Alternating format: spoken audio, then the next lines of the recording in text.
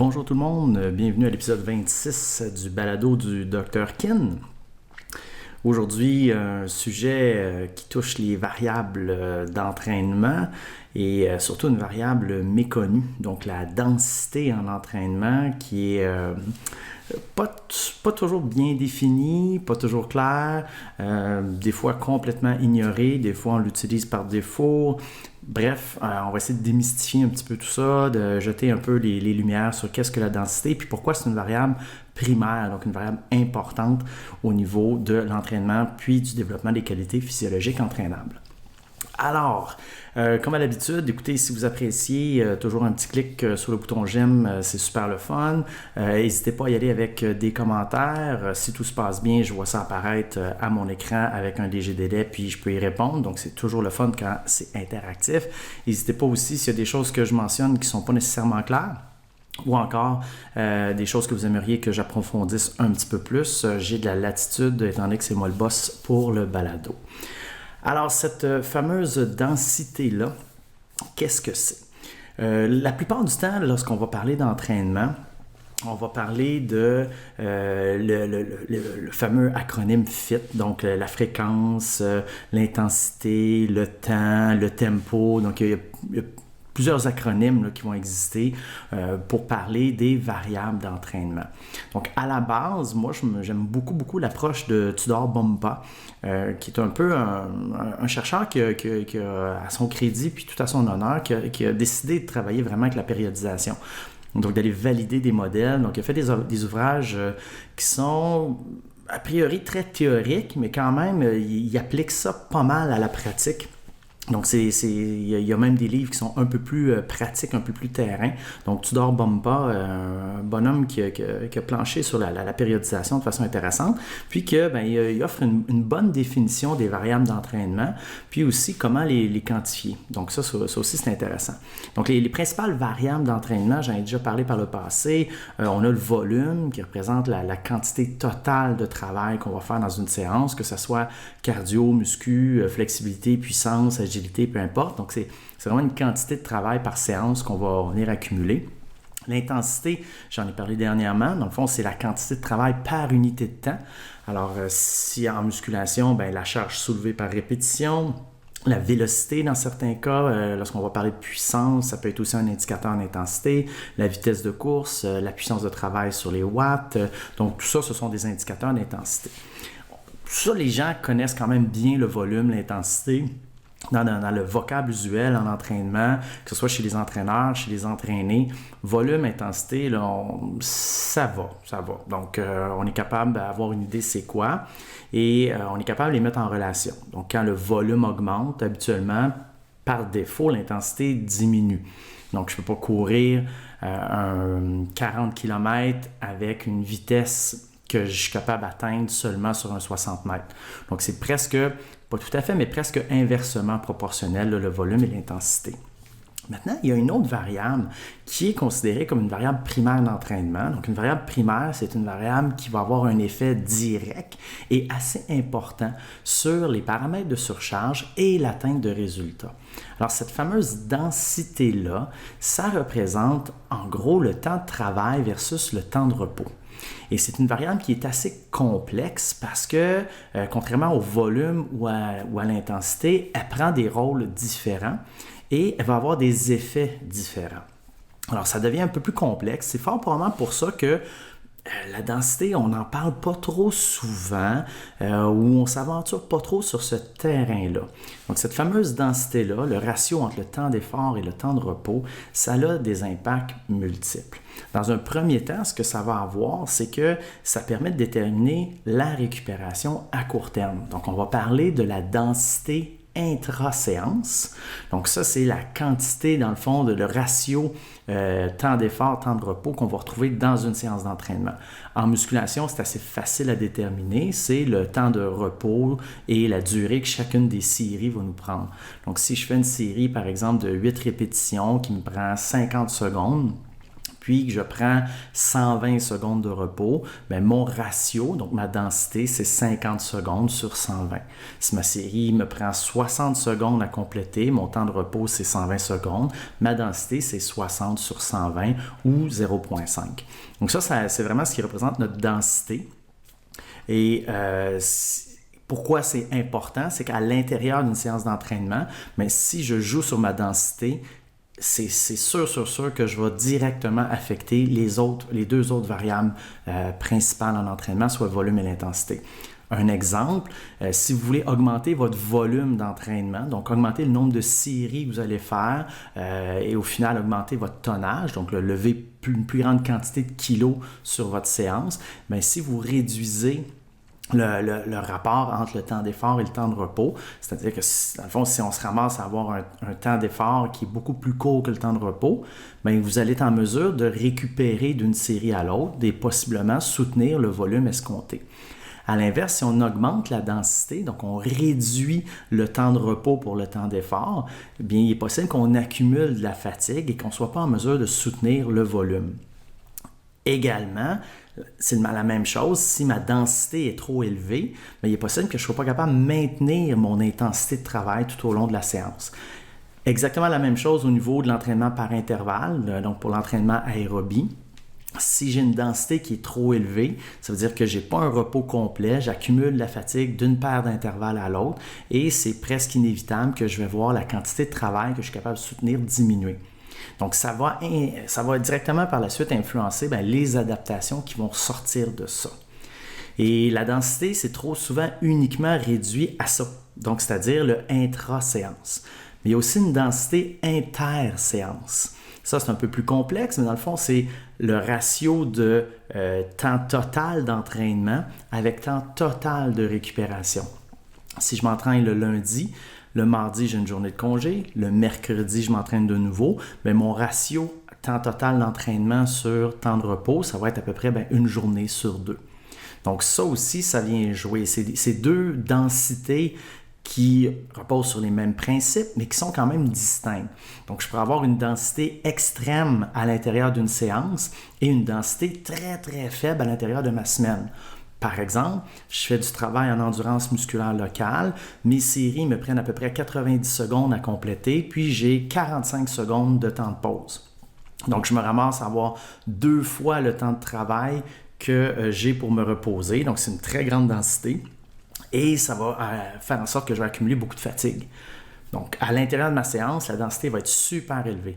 Mais si c'est la seule séance d'entraînement que je fais dans mon mois, bien à ce moment-là, je vais avoir une densité inter-séance qui est extrêmement faible et qui n'est probablement pas suffisante pour générer des adaptations. Donc, pour commencer, je vais m'intéresser à la densité intra-séance.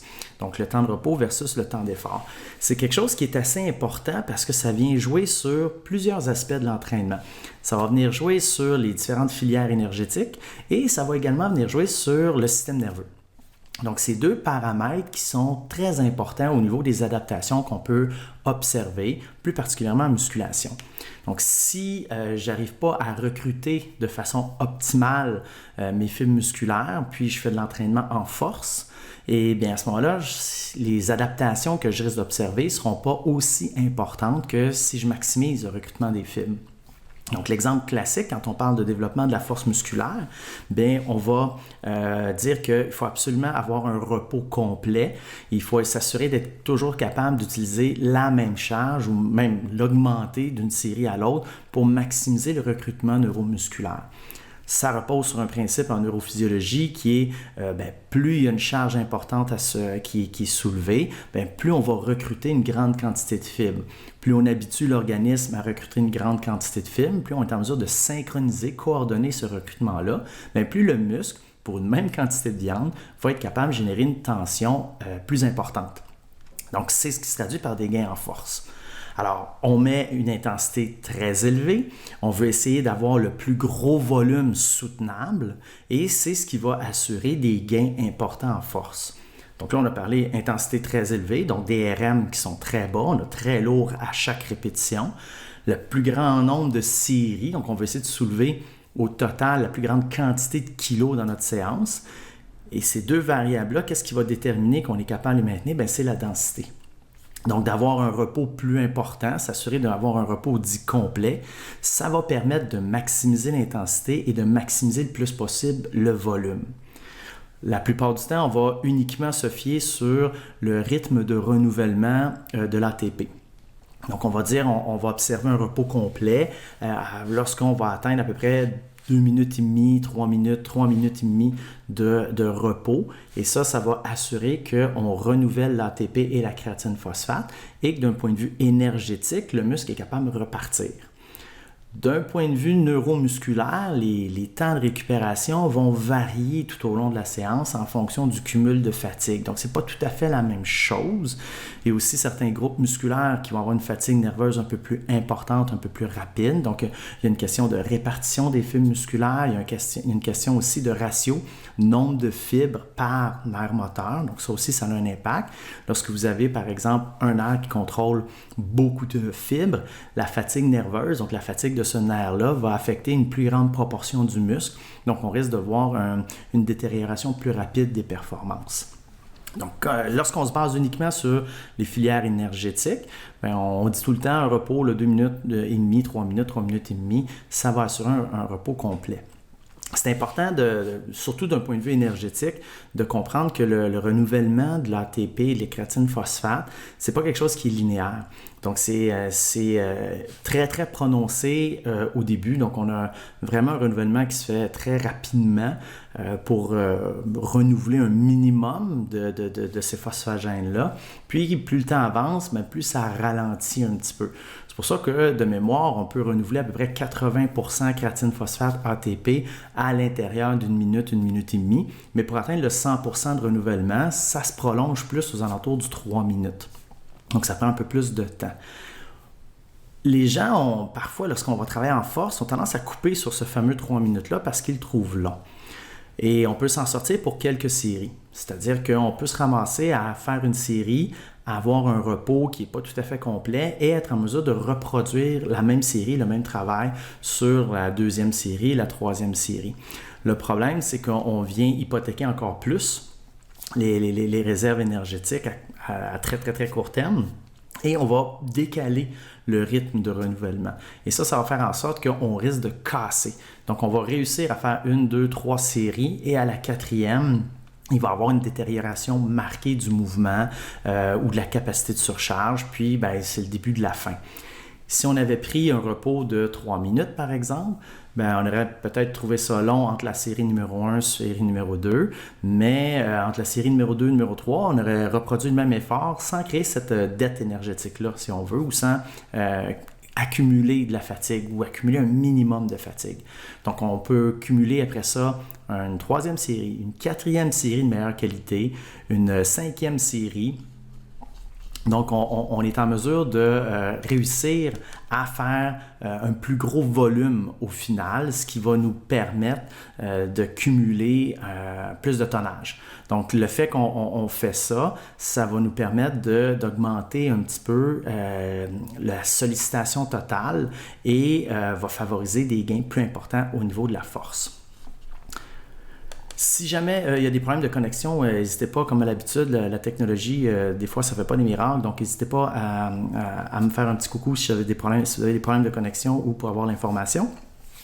Donc, comme je disais, la densité, le temps de repos, le 3 minutes pour le travail en musculation va être quelque chose d'important parce qu'au niveau énergétique, ça va nous permettre au final d'aller dans une zone un peu plus élevée en termes de volume avec la bonne intensité.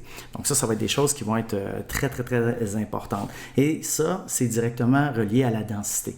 Donc, une densité qui est faible, ça veut dire qu'on a un ratio temps d'effort, temps de repos qui favorise le repos. Donc, on va prendre beaucoup plus de temps de repos qu'on va forcer. Ça favorise un repos complet et ça, c'est idéal pour tout ce qui est développer les capacités.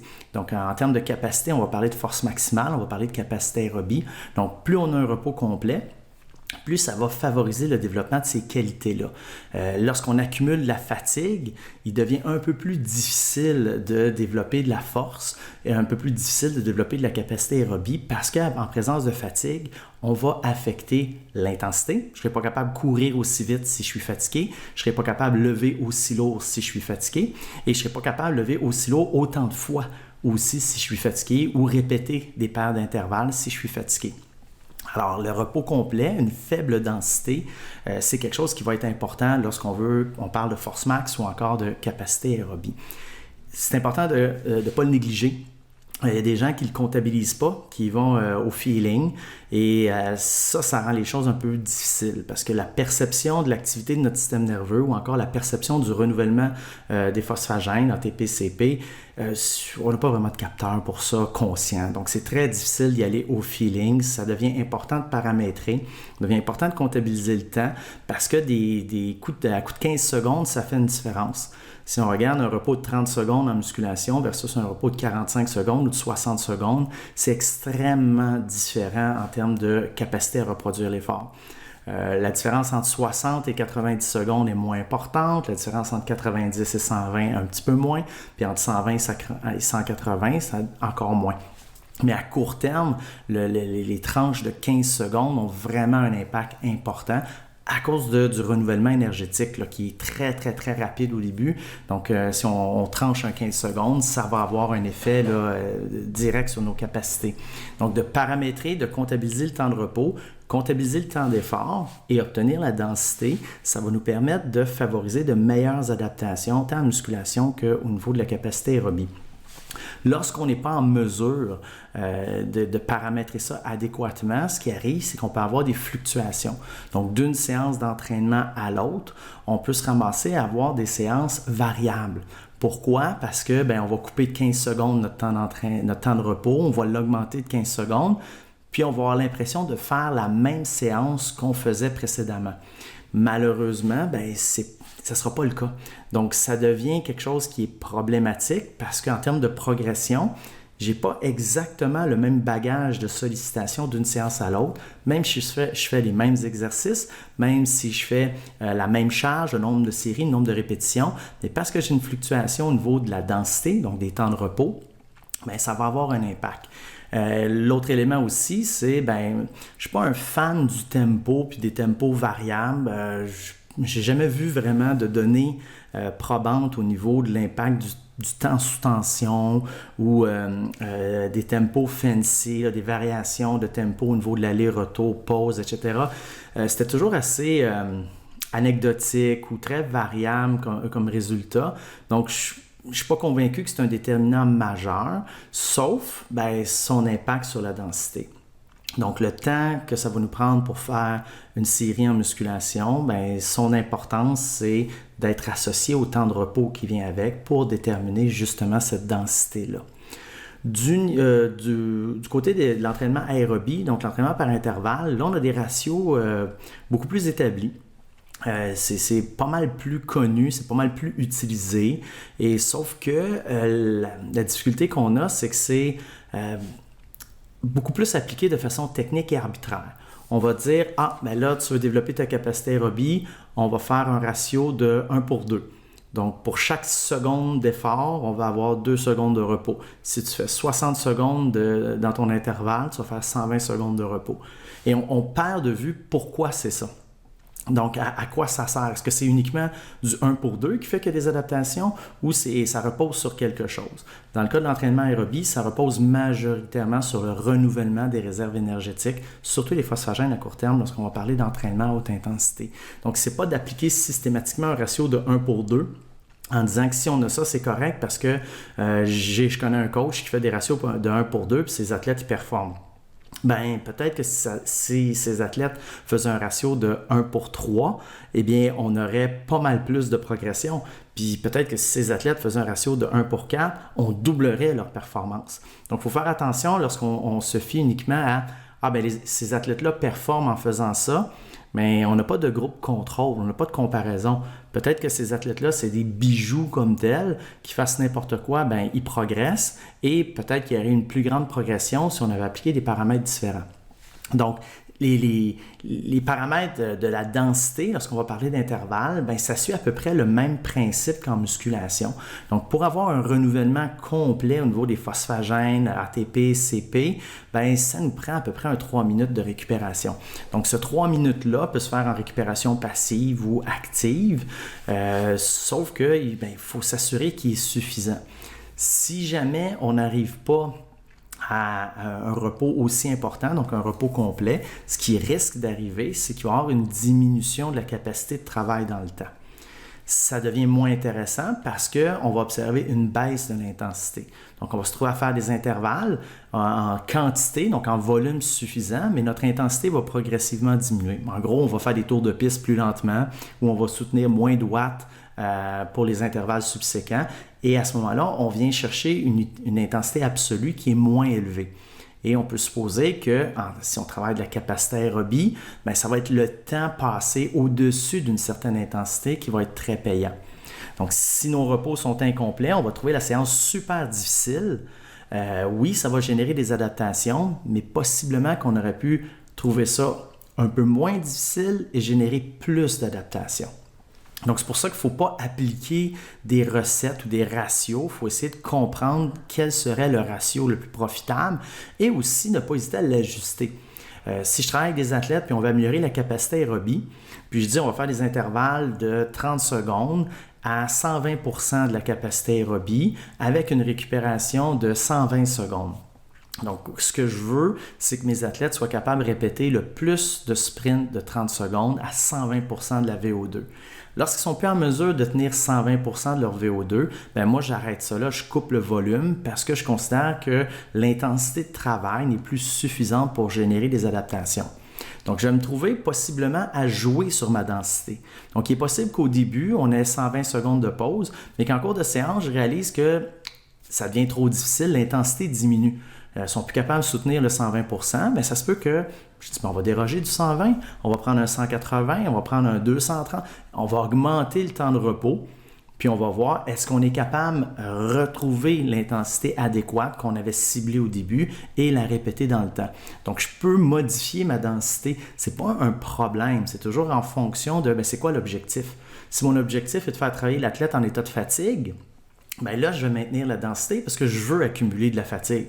Mais si je veux travailler, maximiser le temps de travail à une plage d'intensité donnée, bien, je vais m'assurer d'augmenter le repos pour qu'il soit favorable à un cumul suffisant d'intervalles de 30 secondes à l'intensité ciblée. Et ça devient très, très, très important parce que, puis ça c'est fascinant, c'est que lorsqu'on fait une prescription d'entraînement puis qu'il y a un programme, on dirait que ça devient très difficile de déroger de ça. Mon ratio, c'était 30 secondes d'effort, 60 secondes de repos. Bien, je vais essayer à tout prix de respecter ce ratio-là au détriment peut-être de l'intensité ou du volume. Mais ça vient aller un peu à l'encontre de l'objectif qu'on a. Donc, quand on travaille des capacités entre guillemets maximales, comme la capacité aérobie, comme la force max, il n'y a aucun problème à ajuster le temps de repos pour favoriser un volume d'entraînement plus grand ou encore le maintien de l'intensité. Donc, encore une fois, ça, c'est le rôle de la densité qui est un élément super important dans la progression.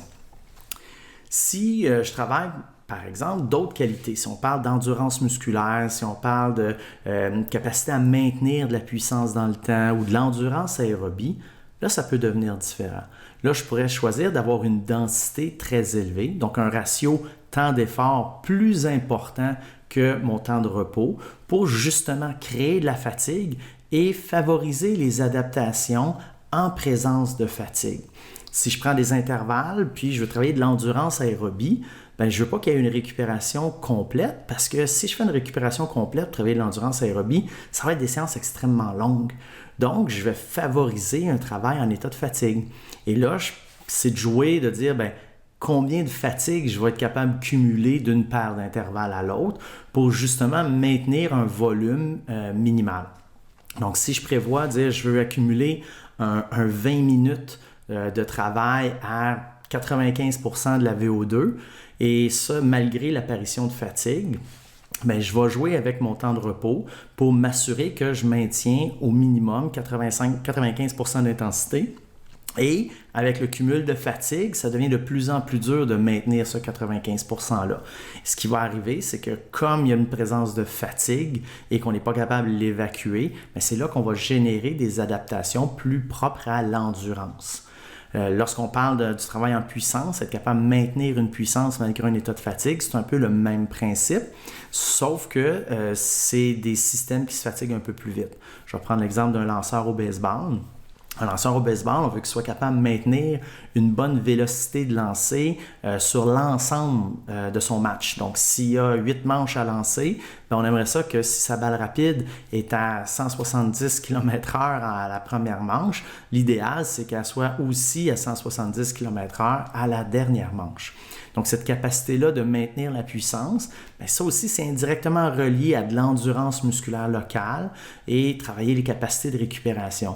Donc, pour arriver à ça, bien, il faut s'assurer qu'on est en mesure de travailler en état de fatigue.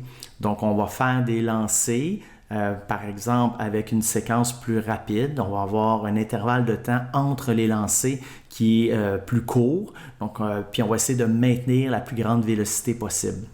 Lorsqu'on parle d'un lanceur au baseball, bien, il y a des muscles qui sont un peu plus limitants parce qu'ils sont plus fatigables. Donc, on a des muscles au niveau de l'épaule, au niveau du triceps qui peuvent être plus fatigables puis qui ne suivront pas le travail des jambes. Donc, les jambes peuvent continuer à faire une contribution majeure lors des lancers, mais c'est au niveau de l'épaule, au niveau du triceps, par exemple, qu'on observe une fatigue qui fait que ça diminue la vélocité de balle. Mais c'est ces muscles-là qu'il va falloir habituer à travailler en état de fatigue.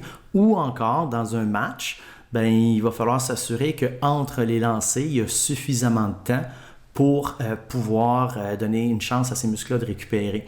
Donc, le lanceur va falloir qu'il prenne des pauses un petit peu plus longues, qu'il fasse le tour de son monticule, etc., pour s'assurer que le temps entre les lancers bien, augmente un petit peu plus au fil des manches, pour s'assurer qu'au niveau de la bioénergétique, au niveau du système nerveux, bien, il y ait tous les éléments pour maintenir une bonne vélocité. Donc, c'est des choses qui sont assez importantes, c'est des choses qu'il faut considérer lorsqu'on fait de l'entraînement. Puis, je vous dirais même que si je reviens à de l'entraînement en musculation, bien, monsieur, madame, tout le monde, qui est un terme que j'aime pas beaucoup, mais bon, quelqu'un qui s'entraîne en musculation pour le plaisir, la densité a quand même son importance parce qu'elle va aussi indirectement dicter qu'est-ce qu'on développe. Si je prends des repos très, très courts, eh bien, c'est sûr que mes gains en force vont être moindres. Je vais plus avoir des gains en endurance musculaire, donc à tolérer la fatigue puis à travailler dans un état de fatigue. Le risque qu'on court avec des gens en conditionnement physique, c'est que lorsque les temps de repos, donc la densité n'est pas adéquate, ça vient nuire surtout à l'intensité.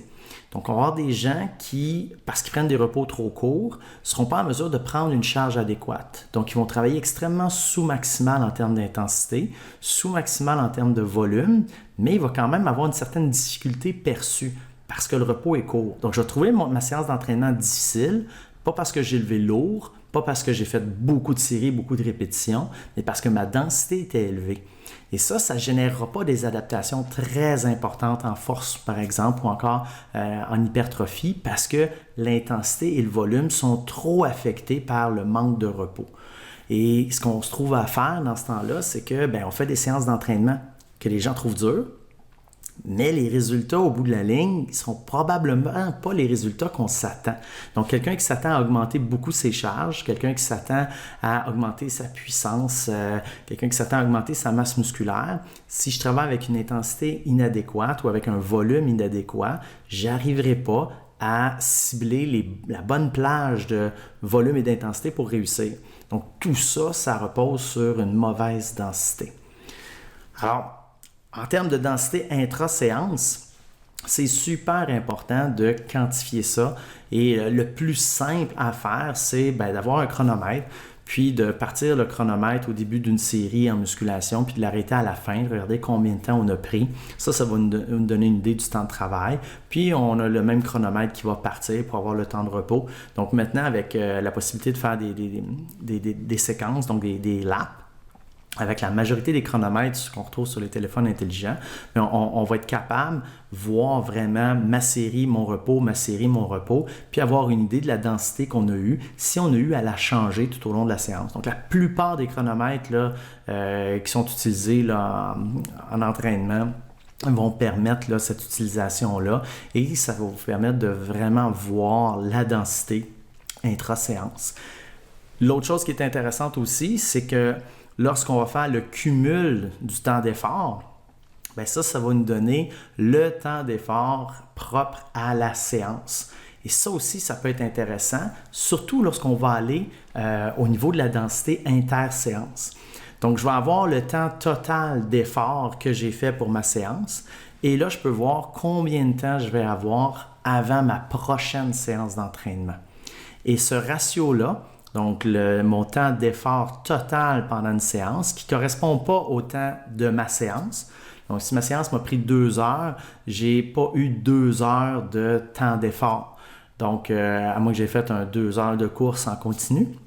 Mais si j'ai fait de la musculation, je vais avoir un ratio de 1 pour 2, 1 pour 3, 1 pour 4. Donc, pour chaque minute d'effort, je peux avoir jusqu'à 2, 3, 4 minutes de temps de pause. Donc, de quantifier mon temps d'effort par séance, bien, je vais regarder, j'ai eu 50 minutes, 40 minutes de temps d'effort dans ma séance de lundi. Je refais ma séance d'entraînement suivante pour les mêmes groupes musculaires 48 heures plus tard. Donc, j'ai mon ratio là, de 45 minutes sur 48 heures qui va être un indicateur de ma capacité à récupérer ou non. Donc, si je ne suis pas en mesure de refaire la même séance d'entraînement 48 heures plus tard, mais je sais que ces 45 minutes-là d'effort avec ce que j'ai fait donc avec ma vie entre mes séances d'entraînement, ça ne m'a pas permis de récupérer. Donc, pour moi, c'est une densité qui était trop importante. Ça ne veut pas dire que ce n'est pas à refaire, à ne pas utiliser. Ça veut juste dire que cette densité-là, ce ratio-là, pour l'entraînement que j'ai fait, faisait en sorte que je cumulais de la fatigue. Donc, ça peut être un outil intéressant. On peut planifier d'accumuler de la fatigue volontairement à l'intérieur d'une semaine, d'un microcycle, dans le but de générer des adaptations. Sauf que ça, il faut que ça soit accompagné d'une période de récupération propice. Donc, lorsqu'on va paramétrer la densité interséance, bien, on va toujours la paramétrer avec une perspective de récupération. Donc, si je prévois, puis je l'ai fait ça encore dernièrement avec des gens, on travaille tous les groupes musculaires le lundi, on travaille tous les groupes musculaires le mardi, tous les groupes musculaires le mercredi. Le jeudi, on travaille ce qu'on peut, donc il y a une grosse réduction du volume et de l'intensité. Puis le vendredi, on finit avec une séance où est-ce que pratiquement rien. Donc, on a fait vraiment une décroissance, donc une régression au niveau du volume et de l'intensité pendant la semaine, mais on a fait une surcharge parce que la densité était super élevée. Donc, on avait un ratio temps d'effort dans ma séance avec nombre d'heures de repos qui était favorable à l'accumulation de fatigue. Arrivé au vendredi, c'est une séance qui, si on regarde juste cette séance-là, on se dit, ben voyons, c'est une perte de temps comme séance. Mais la personne, si elle a bien surchargé, bien cumulé de la fatigue, la séance allégée, facile, elle va quand même trouver que c'est un défi. Et après ça, on prévoit un bon 2 jours, voire même 3 jours de récupération, puis on repart la séquence. Donc ça nous permet de vraiment travailler en état de fatigue. Lorsqu'on va parler d'un travail en hypertrophie, ce type d'approche-là est assez efficace, sauf que c'est difficile parce qu'il faut absolument que ça soit bien paramétré. Si nos paramètres d'intensité en musculation ne sont pas adéquats, donc si on ne travaille pas avec la bonne charge, ça va faire en sorte que notre volume, on va pouvoir en faire plus sans nécessairement que ça soit bénéfique. Et la densité, la relation entre intensité, volume et densité va être faussée parce qu'on n'a pas la bonne charge. Si je débute ma semaine avec les bonnes charges et je continue mon travail avec les bonnes charges, étant donné qu'il y a de la fatigue, c'est sûr que le volume va voir à diminuer beaucoup. Et là, on établit une relation beaucoup plus définie, beaucoup plus claire entre notre intensité, notre volume puis notre densité. Et lorsqu'on voit cette diminution-là de capacité de travail, donc on accumule la fatigue, entre autres en termes d'hypertrophie, ça va nous forcer à aller puiser dans un bassin de fibres musculaires qui est plus rarement recruté. Donc, c'est très difficile psychologiquement, physiquement, c'est difficile aussi. Mais ça va avoir des bénéfices au niveau du potentiel d'hypertrophie parce qu'on va réussir à aller cibler des fibres avec un gros potentiel hypertrophique. Après ça, ben, la récupération de 2 jours, 3 jours, ça va surtout être de la récupération active. Donc, ce n'est pas sédentaire écrasé devant la télé. Donc, on va favoriser la présence de contractions musculaires à faible intensité. Donc, du quotidien, bouger, faire de la marche, des petites rénovations, du jardinage, peu importe. Des petites choses légères où est-ce qu'on cumule des contractions musculaires. Et ça va faire en sorte qu'on va maximiser le potentiel de récupération. Et on va voir lors du premier jour du deuxième microcycle, est-ce qu'on est capable de soutenir la même charge ou plus que notre premier jour du premier microcycle. Et on va encore une fois y aller avec un modèle régressif. Donc, d'une séance à l'autre, le volume, l'intensité, ça va fluctuer à la baisse. Mais parce que c'est associé à une accumulation de fatigue, pas parce que c'est indiqué. Donc, je ne réduis pas parce que c'est indiqué que j'en fais moins. Que ce soit indiqué ou non, je ne serais pas capable d'en faire plus. Et ce type de choses-là, c'est extrêmement taxant. Donc, il y a un niveau de sollicitation sur 7 jours qui est assez élevé. Bien, on peut faire ça peut-être 2 semaines, 3 semaines, et après ça, on a une semaine de récupération. J'ai rarement fait ce modèle-là plus que 2 mésocycles d'affilée, ça veut dire plus que 2 blocs de 4 semaines affilés où on a 3 semaines de modèle régressif, 1 semaine de récupération, 3 semaines de modèle régressif, 1 semaine de récupération. C'est rare, j'ai fait ça pour plus que 8 semaines parce que ça devient trop difficile. Donc ça, c'est des modèles qui sont très intéressants, entre autres pour l'hypertrophie et qui jouent justement sur la densité. En termes de développement d'endurance aérobie, ça s'applique aussi à ça. Donc, le fait de cumuler de la fatigue, faire des séances d'entraînement et refaire une seconde séance d'entraînement alors qu'on n'a pas récupéré, justement pour la faire en état de fatigue. Pour l'entraînement d'endurance aérobie, c'est efficace sur des variables physiologiques. Donc, oui, on va générer des adaptations physiologiques propres à l'endurance aérobie, mais aussi on va développer de la résilience, donc la tolérance à l'effort, qui vont avoir un impact beaucoup plus important sur les performances en endurance aérobie que ce qu'on peut retrouver en musculation. Donc, de travailler en état de fatigue lors d'entraînement en endurance aérobie, ça va développer une certaine forme de résilience. Toutefois, il faut être prudent avec ça parce qu'il faut s'assurer qu'on est en mesure de bien l'expliquer à l'athlète ou à la personne qui fait ça, parce que c'est très décourageant. Donc, d'arriver avec un modèle d'entraînement comme ça, si l'athlète n'est pas briefé là-dessus, on n'a pas une bonne discussion en disant c'est normal, ça va être beaucoup plus difficile, les séances, ça va aller en se détériorant. Il ne faut pas que le moral tombe parce que ce qui va arriver, certains athlètes peuvent être plus fragiles que d'autres entre les 2 oreilles. Ce qui peut arriver, c'est que l'athlète va se décourager parce qu'il va voir qu'il ne progresse pas, mais qu'il régresse.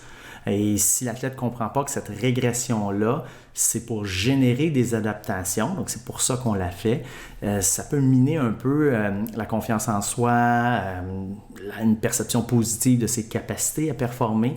Donc, il faut vraiment, vraiment s'assurer de le faire au bon moment. Si on ne fait pas ça dans le mois qui précède une compétition, par exemple. Et il faut s'assurer que la personne est bien au courant que c'est normal et même souhaitable. Donc, c'est un bon indicateur qu'on ne soit pas en mesure de reproduire les entraînements parce qu'on cumule la fatigue, parce qu'elle est planifiée et la densité des entraînements fait en sorte que c'est ce qu'on devrait obtenir. Si ma densité n'était pas adéquate pour ça, ben, je récupérerais d'une séance à l'autre et je serais en mesure de reproduire le travail. Et j'ai, entre autres, une fois que c'est arrivé que l'athlète avait de la difficulté à soutenir une bonne intensité, ce qui faisait en sorte que on pouvait faire plus de volume que prévu. Tu sais, si je disais on a 8 intervalles de 20 secondes à faire à 160% de la VO2, cette personne-là, elle faisait peut-être les 8 intervalles à 120%. Puis elle disait ça va bien, ça se fait bien. Fait que j'aurais pu en faire plus que 8. Puis même, je soupçonne qu'à certains moments, elle en a fait plus que 8. Puis ça, c'est correct. C'est juste que la densité des entraînements était prévue pour que c'est 8 à 160%. Et là, étant donné que la densité était prévue pour ça, comme on n'avait pas l'intensité, on n'atteignait pas le 160%, on a eu moins d'adaptation. Donc, il y a eu une moins grande progression des performances parce que la densité n'était pas appropriée pour le volume et l'intensité. Donc, quand on paramètre notre volume, quand on paramètre notre intensité, quand on paramètre la densité, on peut mieux travailler avec ces variables-là pour justement faire une belle progression, puis entre autres s'appuyer sur les différents modèles de périodisation ou les différentes techniques d'entraînement parce qu'on est certain que notre volume va être optimal, notre intensité va être adéquate, puis notre densité va être propice à l'exploitation de ce volume et de cette intensité-là. Donc, ça devient une variable qui est vraiment, vraiment importante. Ça devient, je vous dirais, c'est une variable qu'on ne peut pas oublier. Puis, on ne peut pas y aller uniquement avec des valeurs préétablies. C'est pas vrai qu'on peut dire, si tu as 48 heures de récupération de tes séances d'entraînement, tu vas être correct. C'est pas nécessairement ça. Puis, on peut jouer aussi. Moi, je me souviens d'avoir eu une personne en stage justement où est-ce que j'avais fait le Blitzkrieg, là, donc les séances d'entraînement collées, où est-ce qu'il n'y avait pas 2 jours de repos ou une journée de repos entre les mêmes groupes musculaires. Puis je me souviens toujours de la réaction de la personne en stage qui était là, ben c'est pas correct de faire ça. Comme si la personne allait mourir ou allait être détruite par rapport à ça. Puis j'ai dit, ben non, c'est prévu, c'est paramétré comme ça. Puis voici ce qu'on observe, voici les éléments qu'on observe pour savoir que la personne répond comme prévu. Donc si la personne a fait ça avec le sourire, ça va bien, puis ses charges augmentent du lundi au vendredi, il y a quelque chose qui ne marche pas, on s'est planté parce que normalement, si tout se passe bien, on devrait accumuler de la fatigue, la personne devrait performer de moins en moins bien. Et c'est la récupération au bout de ce bloc d'entraînement-là qui va permettre une surcompensation puis la mise en place d'adaptation. Alors, c'était vraiment de cibler les bons paramètres, de les regarder, de voir comment ça progresse, comment le volume progresse dans la semaine, comment l'intensité se maintient, régresse, progresse, puis comment la densité permet ou ne permet pas ça. Donc, c'est pour ça que autant la densité intra-séance que la densité inter-séance, ça devient super important. Il ne faut pas juste s'appuyer sur à tous les 2 jours ou aux 48 heures ou aux 24 heures. C'est pas nécessairement ça. Il faut regarder pourquoi on mentionne ces chiffres-là, pourquoi on impose une densité comme ça. Puis c'est en sachant l'objectif qu'on va être en mesure de savoir si c'est approprié ou non. Si on veut travailler en état de fatigue, c'est normal qu'il y ait des repos incomplets, c'est normal qu'il y ait des séances plus rapprochées. Si on ne veut pas travailler en état de fatigue, il va falloir avoir des repos plus longs, donc la densité des entraînements à l'intérieur des entraînements et entre les entraînements va diminuer pour assurer une récupération. Les gens qui vont travailler en force maximale, qui vont faire une séance de force max par semaine, donc on va voir, si on exprime ça avec un ratio de jours, on va avoir une journée d'entraînement en force max pour 7 journées où on récupère. Donc c'est un ratio de 1 pour 7. Alors c'est énorme, là, c'est une densité qui est super faible, c'est 1/7 de densité. Puis on pourrait se dire, ouais, mais ça n'a pas de bon sens. Avant de dire que ça n'a pas de bon sens, il faudrait regarder quelle est l'intensité puis quel est le volume. Si la personne a fait 36 séries de 1 RM, ça se peut qu'on ait besoin d'un 6 jours pour récupérer. Si la personne a fait une série de 1 RM, probablement que le lendemain, on serait capable encore continuer. Donc, lorsqu'on considère les variables pour ce qu'elles sont et non pas on applique des modèles préétablis, ça élargit grandement ce qu'on est capable de faire comme intervention.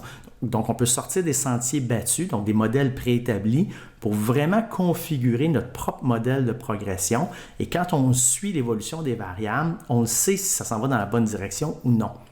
Lorsqu'on ne suit pas, dans le fond, ces modèles-là, lorsqu'on ne paramètre pas correctement notre densité ou encore on la met de côté, on dit, tu prends 60 secondes de repos puis on ne sait pas combien de temps ça prend à faire une série, ce qui risque d'arriver, c'est que ça se peut qu'on ait trop de fatigue, ça se peut qu'on n'ait pas assez de fatigue, mais chose certaine, c'est qu'on ne saura pas exactement ce qui se passe. Et même si on compte le nombre de séries, même si on regarde les RM, si notre densité n'est pas paramétrée, il nous manque 1/3 des variables qui ont un impact notable sur le développement de l'individu. Donc, on ne peut pas passer à côté, on ne peut pas la négliger. Puis trop souvent, on va avoir des gens qui vont suivre le même programme d'entraînement, qui vont avoir des résultats très différents. Puis on va se dire, ça c'est la réponse individuelle de l'individu, c'est sa génétique, c'est etc., etc. Mais quand on regarde dans la réalité, il y a une personne qui compte ses repos à la seconde près, puis l'autre personne qui y va à peu près. Et ça veut dire qu'ils ne font pas le même programme. Ils font pas le même plan d'entraînement. C'est la même chose que s'ils faisaient pas le même nombre de séries ou qu'ils faisaient pas le même nombre de RM. On se dirait, ah ben, lui il a fait plus de séries, elle a fait plus de séries. C'est normal qu'on ait plus d'adaptation et ou plus de fatigue. Par contre, la densité, le ratio temps d'effort, temps de repos, si on ne l'a pas paramétré, ça peut être exactement la même chose.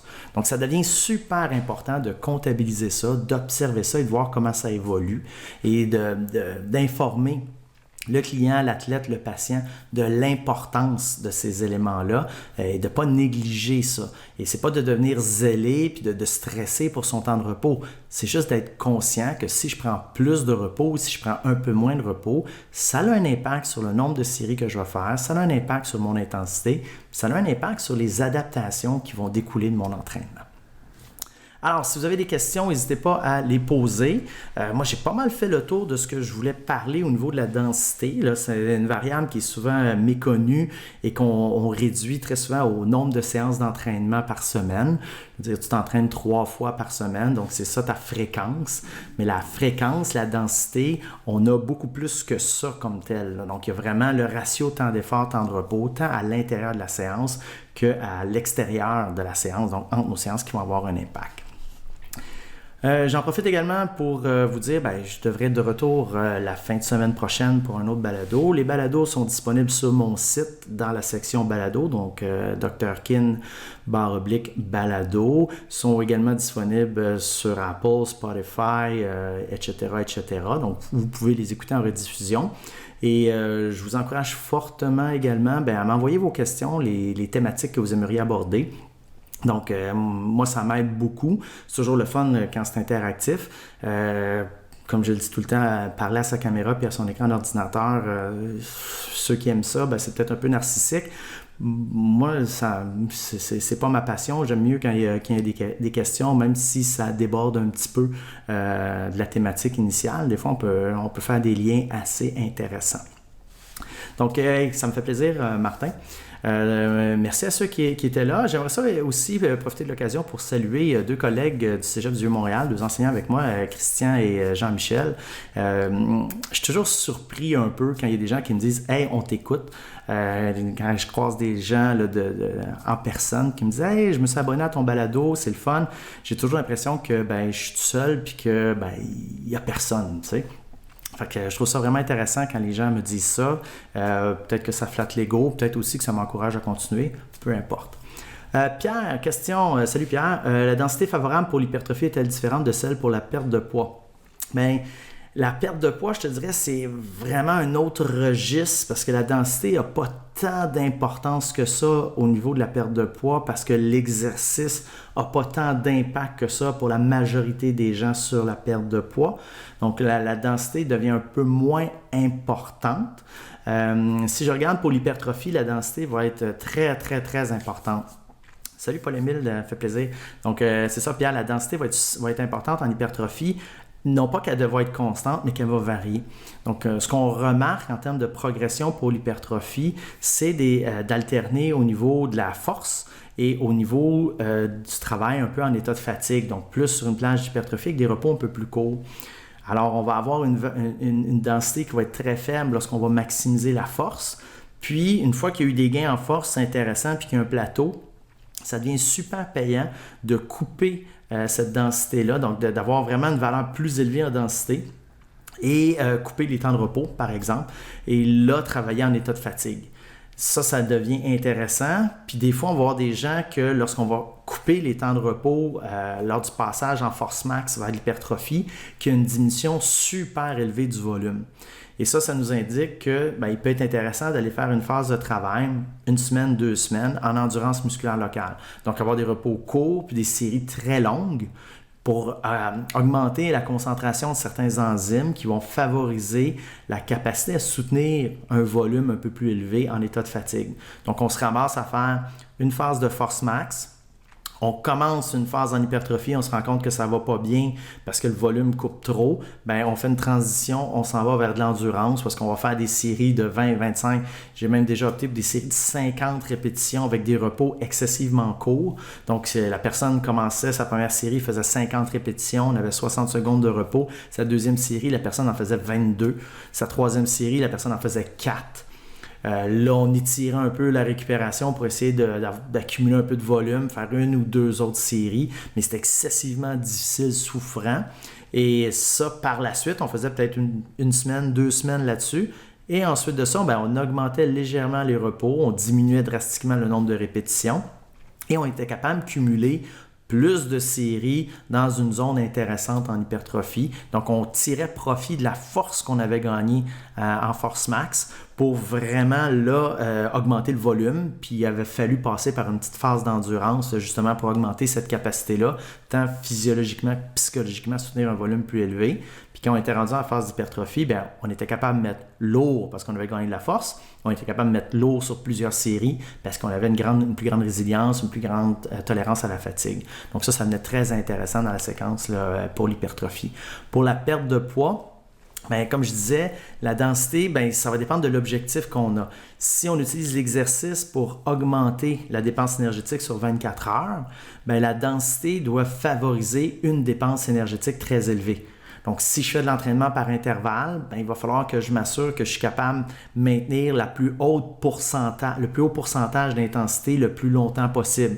Donc, par intervalle, si je fais des 30 secondes, des 60 secondes, il va falloir que je m'assure que mon repos est suffisant pour que je fasse le plus de 30 ou 60 secondes à l'intensité cible, ce qui va maximiser ma dépense de calories. Mais il faut vraiment, vraiment faire attention. Là, comme je vous disais, le transfert, augmenter la dépense énergétique à l'exercice, ça ne se traduit pas toujours par une augmentation de la dépense énergétique sur 24 heures. Et ça a comme effet pervers chez bien des gens de stimuler l'appétit. Donc, on peut se ramasser à maximiser la dépense énergétique pendant une séance d'entraînement et à avoir une prise alimentaire, donc un apport en calories plus important que ce qui était initialement prévu, puis une diminution de la dépense énergétique ailleurs, fait qu'on ne se ramasse pas nécessairement en déficit. Puis effectivement, c'est un outil qui est un must pour périodiser, puis qu'on décide de reconnaître la densité comme une variable importante ou non, elle est là pareil. Donc, on peut dire, moi, la densité, je ne crois pas, ça ne donne rien, je ne m'en sers pas, mais on va quand même avoir une densité. On n'a pas le choix. Dès qu'il y a plus qu'une séance d'entraînement dans le plan d'entraînement d'une personne, il y a une densité. Dès qu'il y a plus qu'une série, on va avoir de la densité. Donc, c'est aussi bien de le comptabiliser, de le reconnaître puis de l'utiliser plutôt que mettre ses œillères puis dire ce qui est important, c'est le volume et l'intensité. Parce que ça n'expliquera pas tout. Puis on peut avoir des problèmes d'intensité, des problèmes de volume, puis c'est justement causé par cette fameuse densité-là. Donc ça devient important, là, c'est un must. Chaque fois que je donnais des cours à l'université puis que je parlais des variables d'entraînement, l'intensité, ça allait, le volume, ça allait. Quand j'arrivais à la densité, personne ne savait c'était quoi. Pourtant, si on regarde tous les ouvrages de Bompa, Zatsiorsky, je pense aussi, ça parle d'une forme ou d'une autre de densité comme étant un paramètre important. C'est plus dans les recommandations de conditionnement physique que la densité se métamorphose en fréquence. Donc, ça devient uniquement la densité interséance. Je trouve ça dommage parce que, c'est quand on parle de volume, quand on parle d'intensité, on va en parler de façon sérieuse dans le domaine du conditionnement physique. On va utiliser les bons termes, les bons indicateurs d'intensité puis de volume, mais quand on arrive à la densité, là, on coupe les coins ronds un petit peu puis on réduit ça à quelque chose d'approximatif. Donc, c'est dommage. Je ne sais pas pourquoi. Si quelqu'un est capable de comprendre l'intensité et est capable de comprendre le volume, il va être capable de comprendre la densité. Ça va ensemble, les trois, ils s'influencent mutuellement, puis c'est super important. Donc, ça fait plaisir, Pierre. Alors, sur ce, ça fait le tour de ce que je voulais couvrir. Merci pour les questions, c'était super apprécié. Donc, je vous retrouve fort probablement la semaine prochaine. Puis, j'espère que vous avez apprécié. Bye bye.